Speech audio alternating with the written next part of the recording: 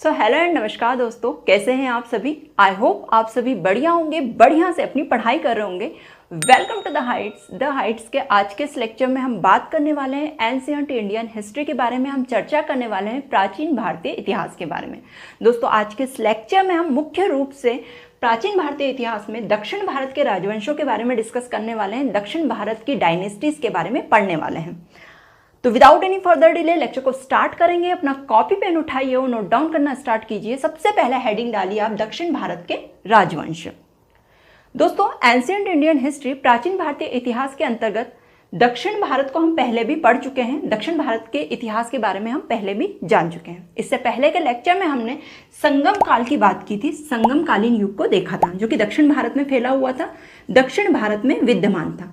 संगम काल के अंतर्गत हमने दक्षिण भारत में 3 डायनेस्टीज को मुख्य रूप से पढ़ा था। कौन कौन सी डायनेस्टीज थी आप लोगों को याद आई गई होगी। यदि आपने वो लेक्चर देखा होगा, लेक्चर अटेंड किया होगा तो चीज़ें काफ़ी क्लियर होगी आपको। अभी यहाँ पर मैं रिक्वेस्ट करूंगी यदि आपने वो लेक्चर नहीं देखा तो आप प्लीज़ देख लीजिएगा उस लेक्चर को भी। काफ़ी इंपॉर्टेंट और इंटरेस्टिंग लेक्चर है वो। चेर राजवंश, चोल राजवंश और पांड्य राजवंश के बारे में हमने पढ़ा था उसमें। ठीक है, इन डायनेस्टीज को डिस्कस किया था हमने। मैंने बताया था उस लेक्चर में आपको कि चेल, चोर और पांड्य राजवंश अर्थात जिस समय दक्षिण भारत में संगम काल चल रहा था उस समय उत्तर भारत के क्षेत्र में मौर्योत्तर काल चल रहा था। ठीक है, कौन सा काल चल रहा था? मौर्योत्तर काल का समय था। तो इसी को केंद्रीकृत रखते हुए हमने ये बात की थी, ये डिस्कशन किया था कि जिस समय उत्तर भारत में मौर्योत्तर काल चल रहा था, मौर्योत्तर कालीन राजवंश यहाँ पर शासन कर रहे थे, उस समय दक्षिण भारत की क्या स्थिति थी। उस समय के दक्षिण भारत को हमने देखा था जहां पर चेल, चोर और पांड्य राजवंश शासन कर रहे थे और संगम काल चल रहा था यहाँ पे। आज के इस लेक्चर में जब हम दक्षिण भारत के राजवंशों को पढ़ रहे हैं तो दोस्तों यहाँ पर हम मुख्य रूप से आज के इस लेक्चर में चालुक्य वंश को डिस्कस करने वाले हैं। कौन सा वंश पढ़ेंगे हम पढ़ेंगे चालुक्य वंश।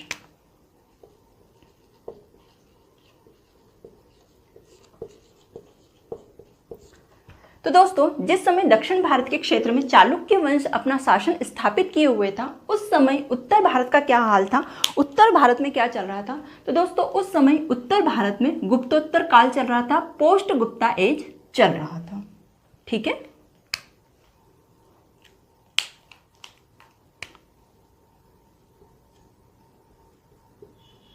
गुप्तोत्तर काल को भी हमने पढ़ लिया है उत्तर भारत के। आप हो सके तो वो लेक्चर भी देखना, पोस्ट गुप्ता एज।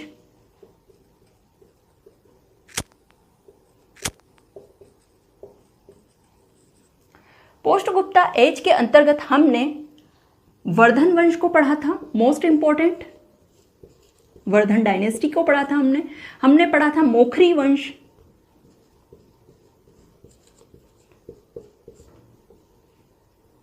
मैत्रक वंश, उत्तर गुप्त वंश। इस तरह के कई डायनेस्टीज के बारे में हमने चर्चा की थी पोस्ट गुप्ता एज में। ठीक है दोस्तों, तो ये जितनी भी डायनेस्टीज है और इनके अलावा भी डायनेस्टीज है, आप वो लेक्चर देख लेना, आपको पता चल जाएगा। पूरी स्टोरी के रूप में हमने वहाँ पर पूरा डिफाइन किया था उस लेक्चर को, तो आप जरूर देखिएगा उस लेक्चर को। तो जब ये डायनेस्टीज उत्तर भारत के क्षेत्र में विद्यमान थी, अर्थात सीधे सीधे पता चल रहा है कि जब इतने सारे राजवंश उत्तर भारत के क्षेत्र में विद्यमान थे तो अराजकता की स्थिति यहाँ पर होगी। तो यहाँ पर विकेंद्रीकरण हो गया था राजवंशों का, राजतंत्र का, और साथ ही साथ कई राजवंश आ गए थे, इसीलिए अराजकता की स्थिति विद्यमान हो गई थी। जब वर्धन वंश, मोखरी वंश, मैत्रक वंश, उत्तर गुप्त वंश, पंजाब में हुण आक्रमण हो गया था, ये सारे डायनेस्टीज यहाँ पे विद्यमान थी। उस समय दक्षिण भारत में क्या चल रहा था दोस्तों? तो दक्षिण भारत में चालुक्य वंश, पल्लव वंश, राष्ट्रकूट वंश, ऐसी डायनेस्टीज यहाँ पर विद्यमान थी। लेकिन शुरुआत में चालुक्य वंश आया और काफी सुदृढ़ स्थिति इनकी थी दक्षिण भारत के क्षेत्र में। कहा जाता है कि पहली बार उत्तर भारत के क्षेत्र में विकेंद्रीकरण की स्थिति इस तरह देखी गई और दक्षिण भारत का क्षेत्र, जो दक्षिण भारत का के राजवंश थे, वे केंद्रीकृत राजतंत्र में विद्यमान हो गए थे पहली बार। इसीलिए दक्षिण भारत के इस समय के राजवंश काफी इंपॉर्टेंट हो जाते, क्योंकि जब यहाँ पर गुप्तोत्तर काल में डिसेंट्रलाइजेशन देखने को मिला,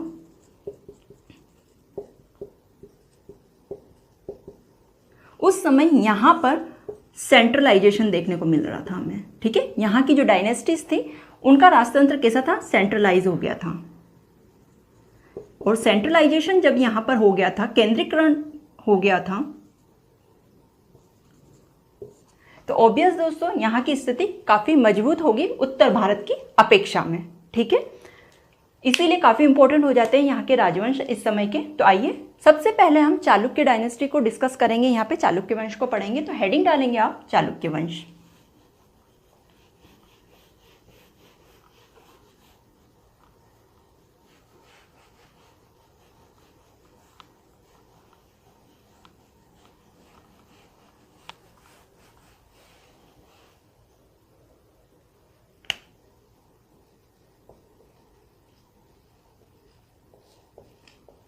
चालुक्य वंश में सबसे पहले लिखेंगे, यह दक्षिण भारत का सुप्रसिद्ध और सुदृढ़ राजवंश था।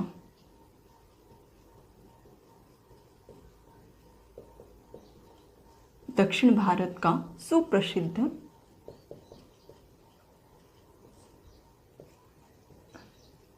और सुदृढ़ राजतंत्र।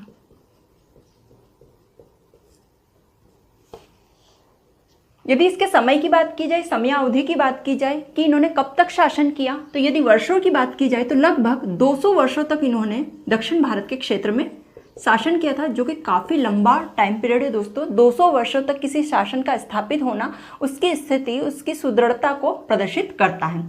लगभग समय क्या था, तो समय इनका था 550 ईस्वी से 750 ईस्वी। ठीक है, ये टाइम पीरियड था, ये समय अवधि थी 550 ईस्वी से लगाकर 750 ईस्वी तक का यह टाइम पीरियड चालुक्य वंश का था दक्षिण भारत के क्षेत्र में। वर्षों की संख्या 200 वर्ष थी। अब इनका साम्राज्य विस्तार देख लेते हैं कि इन्होंने कहां तक अपने साम्राज्य को विस्तारित किया था।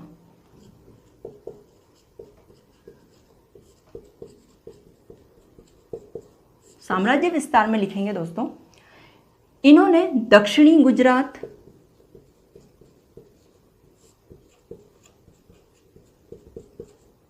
दक्षिणी मध्य प्रदेश,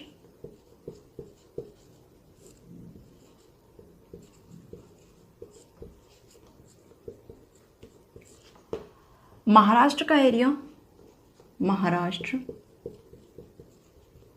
और पश्चिमी आंध्र प्रदेश तक अपना शासन स्थापित कर लिया था।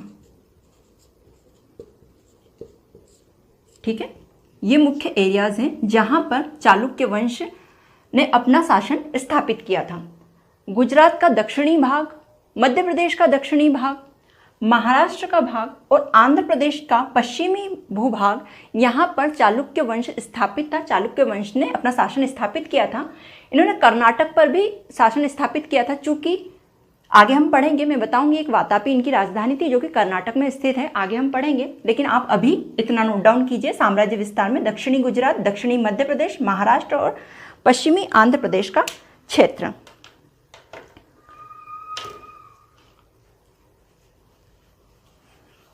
नेक्स्ट फैक्ट लिखेंगे आप इनके बारे में। चालुक्य वंश के शासक स्वयं को ब्रह्मा, मनु और चंद्र के वंशज मानते थे। किनके? ब्रह्मा, मनु व चंद्र के वंशज मानते थे।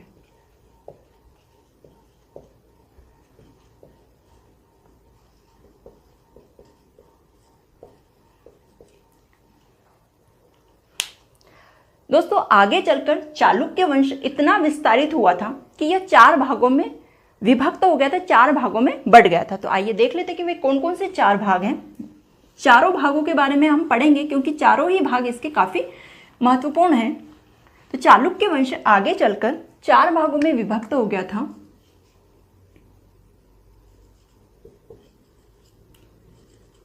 या कह सकते हैं चालुक्य वंश की 4 शाखाएं हो गई थी। शाखा या शाखाएं।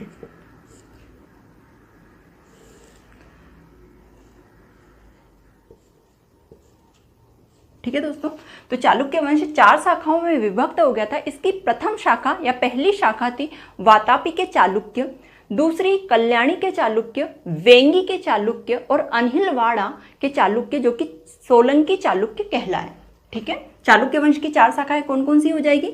वातापी, या फिर वातापी का एक अन्य नाम बादामी भी है, तो बादामी के चालुक्य भी इन्हें पढ़ा जाता है, बादामी के चालुक्य। नेक्स्ट है कल्याणी के चालुक्य,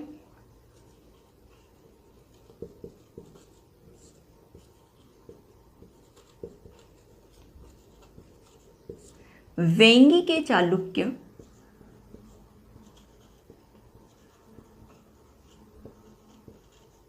और लास्ट लिखेंगे अनहिलवाड़ा के चालुक्य। सबसे पहले लिखेंगे आप वातापी, बादामी के चालुक्य, वातापी को ही बादामी कहा गया था। उसके बाद में कल्याणी के चालुक्य, वेंगी के चालुक्य और लास्ट है अनहिलवाड़ा,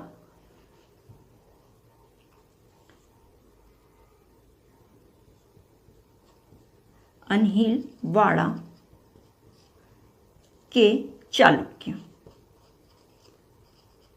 और दोस्तों ये जो अनहिलवाड़ा के चालुक्य हैं, अनहिलवाड़ा ये गुजरात में स्थित है और यहाँ के चालुक्यों को सोलंकी के चालुक्य भी कहा गया है। ये इस नाम से भी काफ़ी फेमस है, तो ब्रैकेट में आप सोलंकी लिख लेंगे। ठीक है, सोलंकी के चालुक्य, सोलंकी चालुक्य या सोलंकी लिख लीजिए तो भी समझ में आ जाएगा, सोलंकी।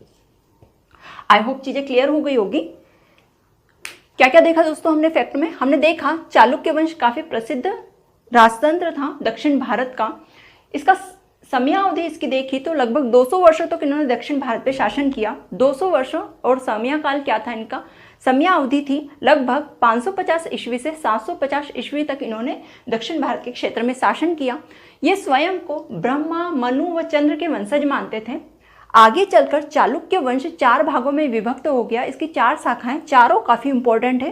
पहली शाखा वातापी या बादामी के चालुक्य, द्वितीय कल्याणी के चालुक्य, तृतीय वेंगी के चालुक्य और अनहिलवाड़ा के चालुक्य, जिन्हें सोलंकी चालुक्य भी कहा गया। तो दोस्तों सबसे पहले वातापी के चालुक्य आए, उसके बाद में कल्याणी और वेंगी के चालुक्य लगभग एक ही समय पर ये जो डायनेस्टीज थी ये आई चालुक्य वंश की, और उसके बाद में अंतिम अनहिलवाड़ा के चालुक्य हुए। तो सबसे पहले हम वातापी बादामी के चालुक्य के बारे में पढ़ना शुरू करते हैं। तो हेडिंग डालेंगे आप वातापी के चालुक्य।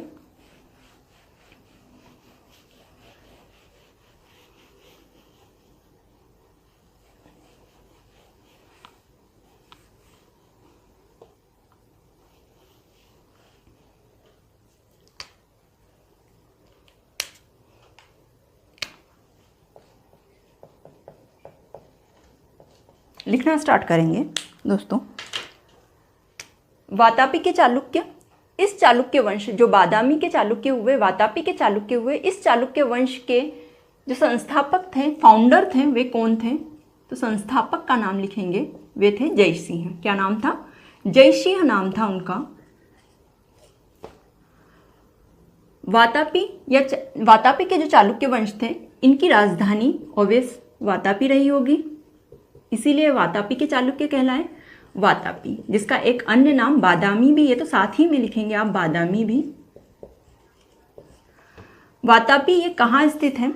तो दोस्तों ये बीजापुर की पहाड़ियों के नज़दीक स्थित है। बीजापुर की पहाड़ी काफ़ी फेमस है, ये भी के नज़दीक। और बीजापुर की पहाड़ियाँ कहाँ पर हैं? तो वातापी, या फिर वर्तमान में वातापी कहाँ पर या किस राज्य में स्थित है? तो वर्तमान में वातापी कर्नाटक राज्य में स्थित है। कहाँ पर है? कर्नाटक राज्य में स्थित है वातापी। काफ़ी फेमस जगह है वहाँ की, आज भी ये काफ़ी फेमस है। कई किले बने हुए हैं इन्हीं चालुक्य वंशों के, इन्हीं की संस्कृति वगैरह यहाँ पे बिखरी हुई है। बीजापुर की पहाड़ियों के नज़दीक कर्नाटक में स्थित है वातापी। आगे देखते हैं। वातापी के चालुक्य वंश के जो प्रमुख शासक हैं उनके बारे में देख लेते हैं। तो प्रमुख शासक कौन कौन हुए इनके शासनकाल में? प्रमुख शासकों के नाम लिखेंगे, उन्हीं के बारे में पढ़ने भी वाले हैं, क्योंकि हमें यहाँ पे स्मार्ट स्टडी करनी है। हमें उन लोगों के बारे में ही पढ़ना है जो एग्जाम में पूछे जाते हैं मुख्य रूप से। ठीक है दोस्तों, तो प्रमुख शासक पहला लिखेंगे आप पुलकेशियन।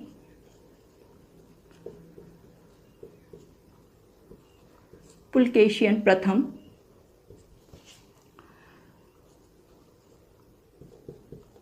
कीर्तिवर्मन प्रथम, पुलकेशियन द्वितीय। सारे शासकों के नाम लिखेंगे, ये इंपॉर्टेंट है, इनके बारे में भी पढ़ने वाले हैं। पुलकेशियन द्वितीय, विक्रमादित्य,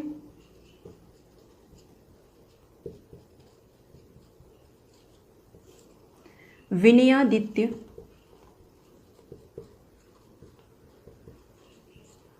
और लास्ट है विजयादित्य। तो ये है प्रमुख शासक चालुक्य वंश के। और कौन से चालुक्य वंश के? वातापी के चालुक्य के। कौन कौन से हुए? पुलकेशियन प्रथम, कीर्तिवर्मन, पुलकेशियन द्वितीय, विक्रमादित्य, विनयादित्य और विजयादित्य। ये प्रमुख शासक हुए चालुक्य वंश के। चालुक्य वंश वातापी के चालुक्य वंश के। ठीक है, अब माइंड में ये बिल्कुल से धारण कर लेना कि ये वातापी के चालुक्य वंश की बात हो रही है। इससे पहले हमने चालुक्य वंश के बारे में डिस्कशन किया कि कहाँ पर था, कितना इनका साम्राज्य विस्तार था, लेकिन अब हम वातापी के चालुक्य वंश की मुख्य रूप से बात कर रहे हैं, क्योंकि ये 4 शाखाओं में बटे हैं और चारों शाखाओं के संस्थापक अलग अलग हैं। चारों के बारे में हम क्रमबद्ध रूप से पढ़ेंगे। अभी हम फिलहाल में वातापी के चालुक्य वंश के बारे में चर्चा कर रहे हैं, जिसके संस्थापक जयसिंह हुए, राजधानी वातापी बादामी हुई, जो कि कर्नाटक, वर्तमान कर्नाटक राज्य में स्थित है।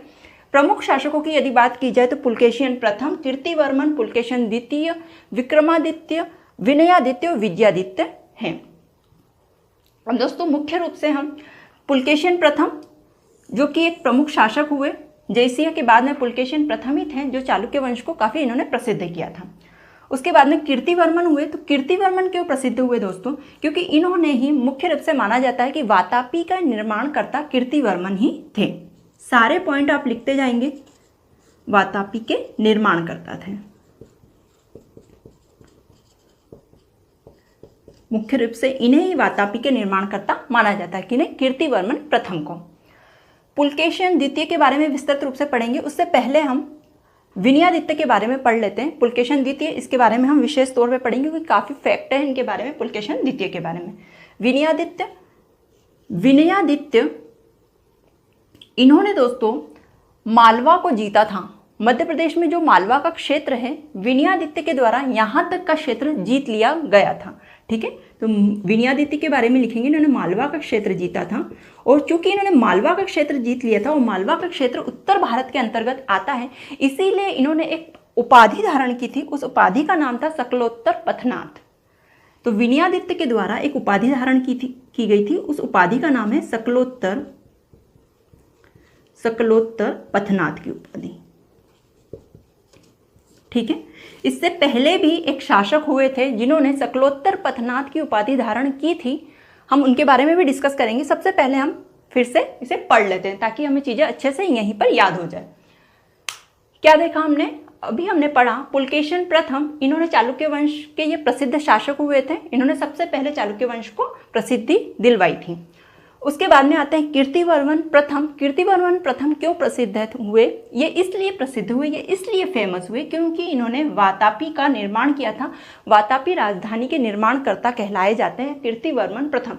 यदि क्वेश्चन आता है कि वातापी के निर्माणकर्ता कौन है, कौन से शासक थे, तो वंश यदि पूछा जाता है तो चालुक्य वंश, और चालुक्य वंश में भी स्पेशल रूप से कोई सा वंश पूछा जाता है या शाखा पूछी जाती है तो आप वातापी या बादामी के चालुक्य बताएंगे। नाम पूछा जाता है तो कीर्तिवर्मन प्रथम थे वातापी के निर्माणकर्ता। आई होप चीजें क्लियर हो गई होगी। उसके बाद में हमने विनयादित्य के बारे में जाना। विनयादित्य के बारे में क्या खास बात है? इनके बारे में खास बात यह है कि दोस्तों इन्होंने मध्य प्रदेश के मालवा क्षेत्र को जीत लिया था, अर्थात इन्होंने चालुक्य वंश को उत्तर भारत के क्षेत्र में भी काफी दूर तक फैला दिया था। इसीलिए इन्होंने एक उपाधि धारण की थी जो कि है सकलोत्तर पथनाथ की उपाधि। क्वेश्चन आता है चालुक्य वंश के वे कौन से शासक हैं, या फिर वातापी के चालुक्य वंश के वे कौन से शासक हैं जिन्होंने सकलोत्तर पथनाथ की उपाधि धारण की थी? तो कौन है? विनयादित्य वे शासक हैं। क्वेश्चन ये भी पूछा जा सकता है कि चालुक्य वंश के विनयादित्य ने कौन सी उपाधि धारण की थी? तो विनयादित्य के द्वारा सकलोत्तर पथनाथ की उपाधि धारण की गई थी। आइए अब हम पुलकेशियन द्वितीय के बारे में पढ़ लेते हैं। इनके बारे में काफ़ी फैक्ट हैं। पुलकेशियन द्वितीय के बारे में सबसे पहली लाइन तो आप यही लिखेंगे वातापी के चालुक्य वंश के सबसे शक्तिशाली शासक हुए पुलकेशिन द्वितीय।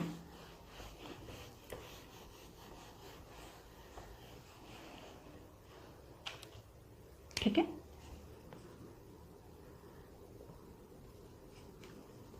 पुलकेशिन सेकंड, पुलकेशिन द्वितीय वातापी के चालुक्य वंश के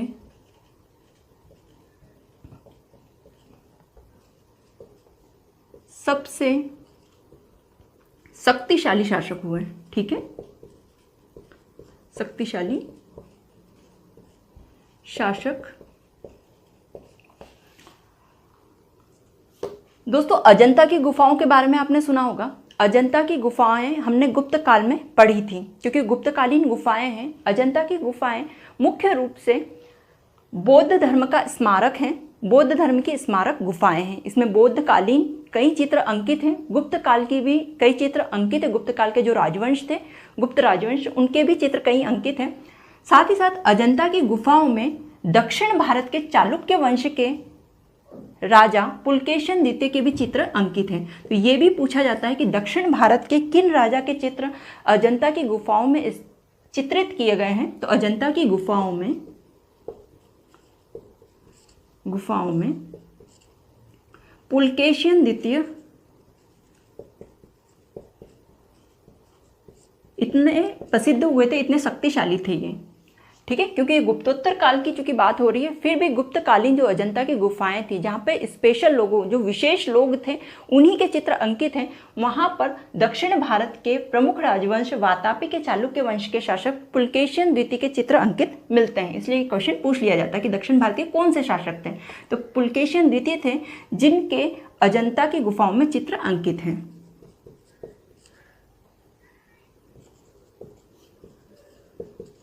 अंकित है। पुलकेशिन द्वितीय के समय पे 2 युद्ध हुए थे दोस्तों, काफी फेमस है दोनों ही युद्ध। दोनों के बारे में हम डिस्कस करते हैं बारी बारी से। पुलकेशिन द्वितीय के साथ में सबसे पहले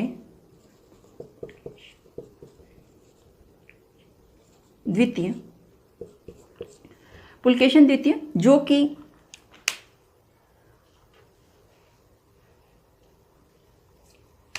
पुलकेशिन द्वितीय जो कि वातापी के चालुक्य वंश के शासक थे, इनका युद्ध हुआ था वर्धन वंश के प्रसिद्ध शासक हर्षवर्धन के साथ में।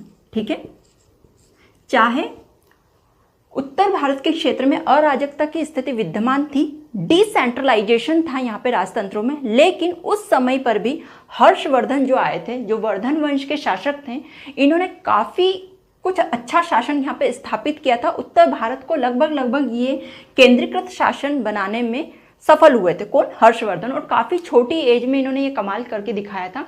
काफ़ी योग्य शासक सिद्ध हुए थे ये उत्तर भारत के वर्धन वंश के ये शासक हैं हर्षवर्धन। ठीक है, इन्होंने कई एरियाज जीते थे और यहाँ के जो छोटे छोटे राजवंश थे, छोटी छोटी डायनेस्टीज थी दोस्तों, उन्हें विजित किया था और फिर से यहाँ पर उत्तर भारत में केंद्रीकृत शासन की स्थापना की थी। लगभग ये कर चुके थे। दक्षिण भारत का एरिया ये विजय नहीं कर पाए थे इनके जीवन काल में। इन्होंने उत्तर भारत को लगभग पूरा विजय कर लिया था।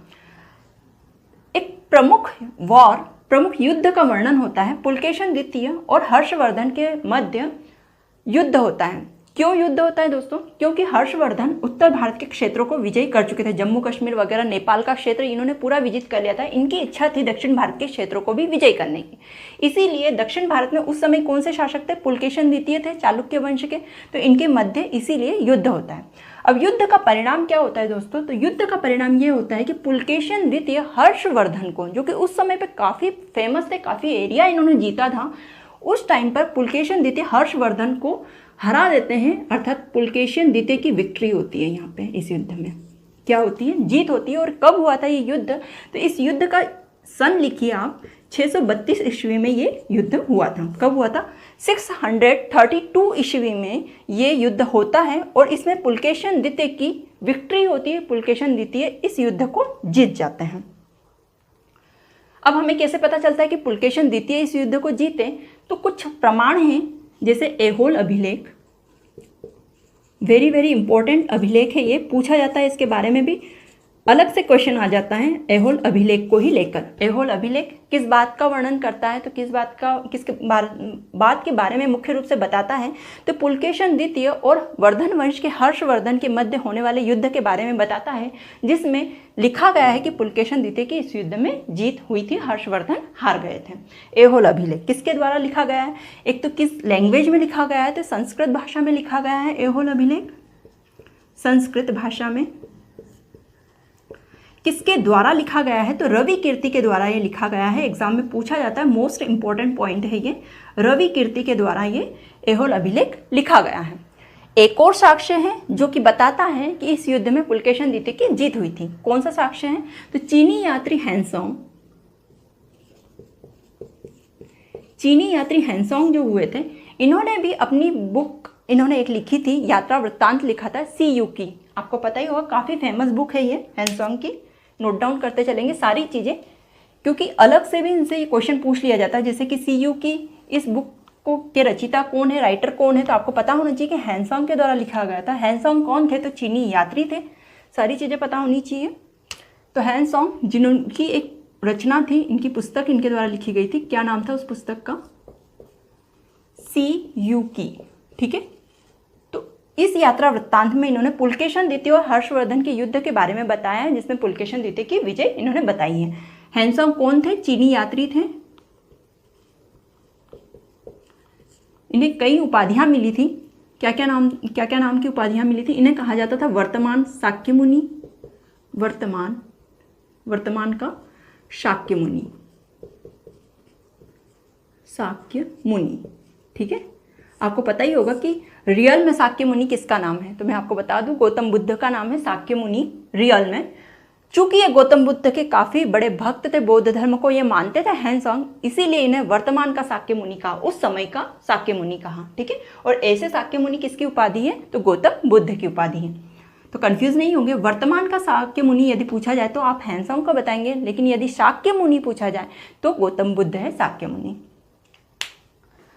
इन्हें वर्तमान का शाक्य मुनि कहा जाता था, नीति का पंडित कहा जाता था इन्हें,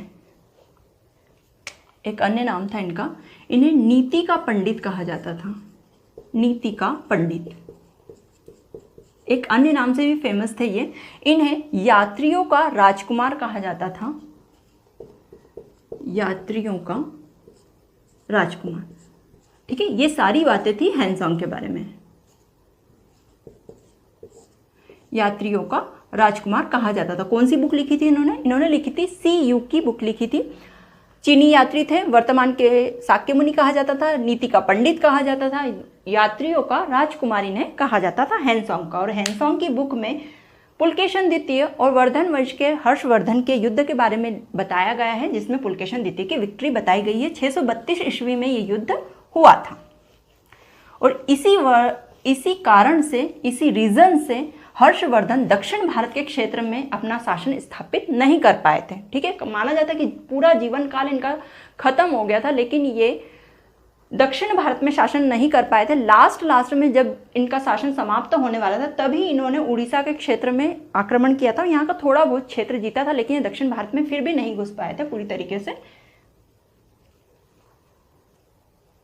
आइए अब सेकंड जो युद्ध हुआ था उसकी बात कर लेते हैं। ये तो हमने हर्षवर्धन के साथ में पुलकेशन द्वितीय का जो युद्ध हुआ था उसके बारे में चर्चा की। एक और युद्ध किया था पुलकेशन द्वितीय ने, और वो युद्ध होता है इनका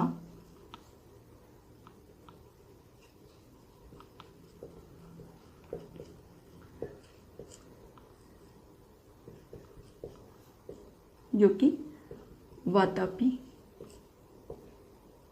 चालुक्य वंश के थे, ठीक है, चालुक्य वंश। और इनका युद्ध किसके साथ में होता है, दूसरा युद्ध इनका युद्ध होता है पल्लव वंश के शासक नरसिंह वर्मन के साथ में। इनका युद्ध होता है, जी हाँ, पल्लव वंश के शासक नरसिंह वर्मन के साथ में।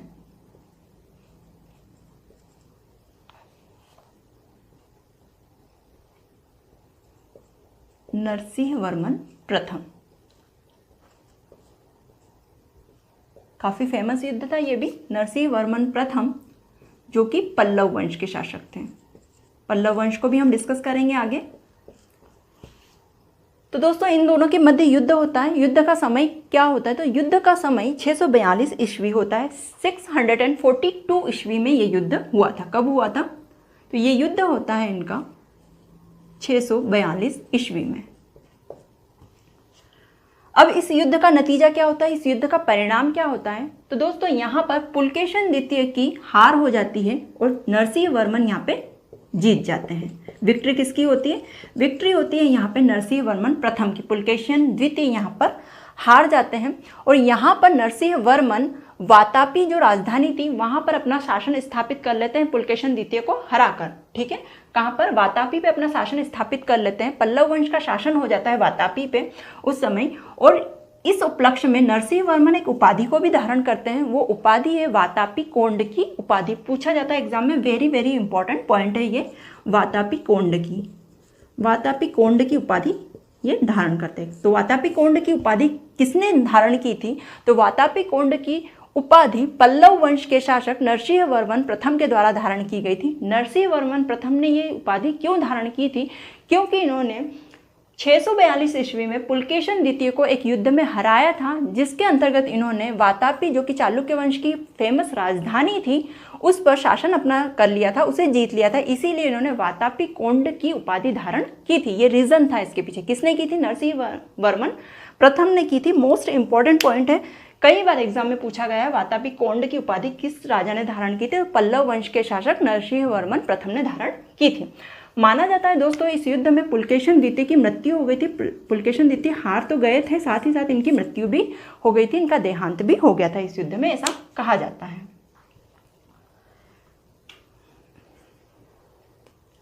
अब दोस्तों चालुक्य वंश जो वातापी वंश थे, इनके अंतिम शासक के बारे में पढ़ लेते हैं, अंतिम राजा के बारे में पढ़ लेते हैं। जो मेन राजा थे, जो प्रमुख शासक थे इस राजवंश के, उनके बारे में हमने डिस्कस किया अभी। अब लास्ट जो इनके शासक थे, इस वंश के लास्ट शासक थे वातापी के चालुक्य वंश के, वे थे कीर्तिवर्मन। इनका नाम लिखेंगे कीर्तिवर्मन द्वितीय। ठीक है, ये अंतिम शासक हुए। वातापी के चालुक्य वंश के अंतिम शासक कौन हुए? कीर्तिवर्मन द्वितीय हुए। ठीक है, कीर्तिवर्मन प्रथम नहीं, कीर्तिवर्मन द्वितीय, याद रखेंगे, अंतिम शासक।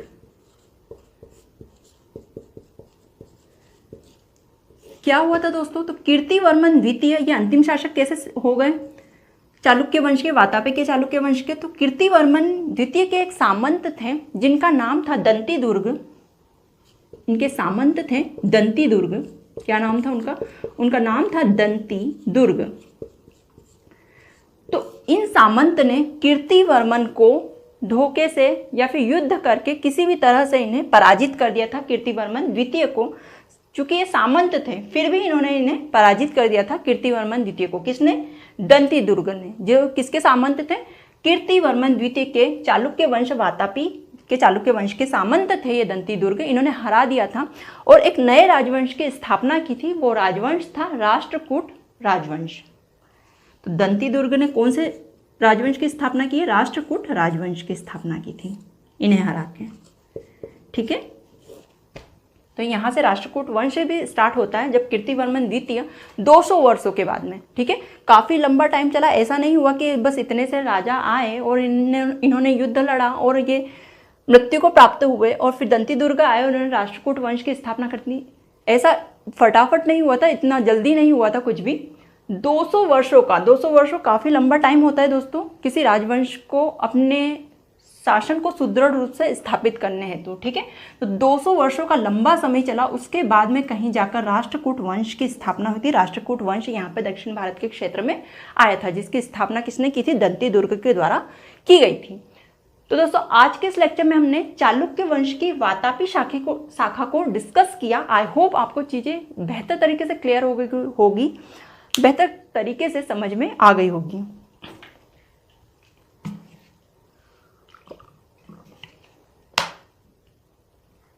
अब अच्छे से नोट डाउन कर लीजिए। धीरे धीरे एंशिएंट इंडियन हिस्ट्री समाप्त होने वाला है। कुछ ही राजवंश बचे हैं, वैसे बचा है, मेजर पॉइंट बचे हैं, काफ़ी मुख्य डायनेस्टीज बची है, वो भी हम धीरे धीरे ख़त्म कर देंगे। आप इसे नोट डाउन कर लीजिए, लर्न कर लीजिए अच्छे से। और लेक्चर अच्छा लगा हो तो लेक्चर को लाइक कीजिए, चैनल को सब्सक्राइब कीजिएगा। मिलते हैं अब नेक्स्ट लेक्चर में, तब तक के लिए thank you so much and bye bye.